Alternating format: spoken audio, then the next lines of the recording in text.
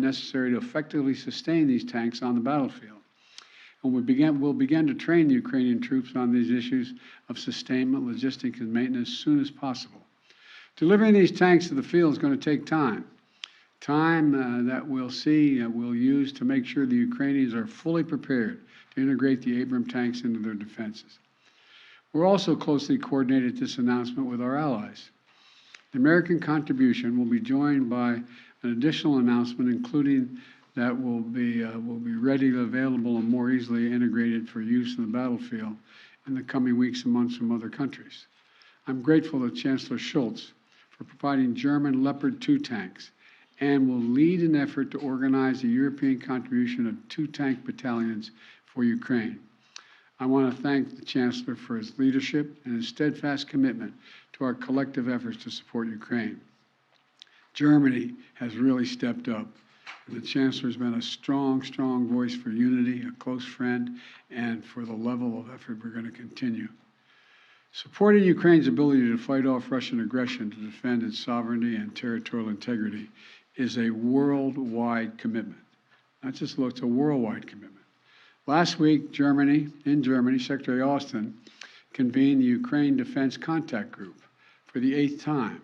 This group is made up of some 50 nations, each making significant contributions of their own to Ukraine's integrity. Each fully committed to making Ukraine remain strong and independent and able to defend itself against Russian threats and violence. I want to thank every member of that coalition for continuing to step up. The UK, the United Kingdom, recently announced that it's donating Challenger 2 tanks to Ukraine. France is contributing AMX-10s, armored fighting vehicles. In addition to the Leopard tanks, Germany, like the United States, Germany is also sending a Patriot missile battery. The Netherlands is donating a Patriot missile and launchers. France, Canada, the UK, Slovakia, Norway, and others have all donated critical air defense systems to help secure Ukrainian skies and save the lives of innocent civilians who are literally the target of Russia's aggression. Poland is sending armored vehicles. Sweden is donating infantry fighting vehicles. Italy is giving artillery. Denmark and Estonia are sending howitzers. Latvia is providing more Stinger missiles. Lithuania is providing anti-aircraft guns. And Finland recently announced its largest package of security assistance to date.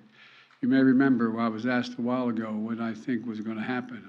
And I said, I let Putin know. He thought that he's going to end up with the Finlandization of Europe. Well, he's got the NATOization of Finland. He's gotten something he never intended.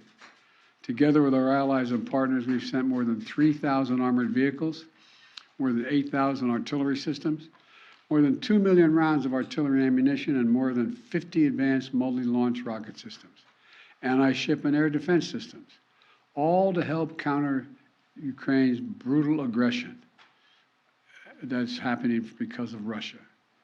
And look, today's announcement builds on the hard work and commitment from countries around the world, led by the United States of America, to help Ukraine defend its sovereignty and its territorial integrity.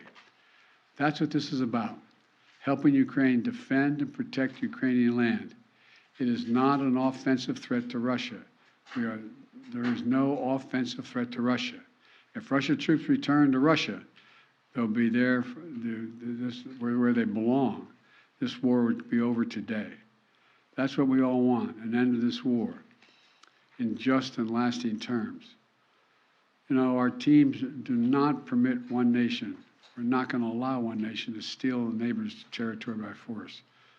Our terms that preserve Ukraine's sovereignty and territorial integrity and honor the UN Charter, they're the terms we're working on.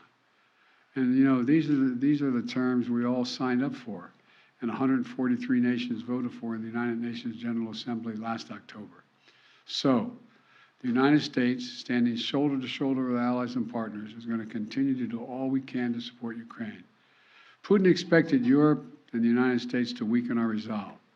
He expected our support for Ukraine to crumble with time. He was wrong. He was wrong. And he was wrong from the beginning, and he continues to be wrong. We are united. America's united, and so is the world. and we approach the one-year mark as we do of the Russian full-scale invasion of Ukraine, we remain united and determined as ever in our conviction and our cause. These tanks are further evidence of our enduring, unflagging commitment to Ukraine and our confidence in the skill of the Ukrainian forces. As I told President Zelensky when he was here, and today's his birthday, by the way, in December, we're with you for as long as it takes, Mr. President. Ukrainians are fighting an age-old battle against aggression and domination. It's a battle Americans have fought proudly, time and again. And it's a battle we're going to make sure the Ukrainians are well equipped to fight as well. This is about freedom. Freedom for Ukraine. Freedom everywhere. It's about the kind of world we want to live in, the world we want to leave to our children. So may God protect the brave Ukrainian defenders of their country and keep the flame of liberty burning brightly as we can. Thank you. Mr. President, why are you taking this decision now? Did Germany force you to change your mind on sending tanks? Germany didn't force me to change your mind. We wanted to make sure we were all together. That's what we're going to do all along. And that's what we're doing right now. Thank you. Mr. President, any response to the Pence disclosures of classified documents? Sir, are the searches of your homes completed? Mr. President, when is Jeff Zients starting as your next Chief of Staff?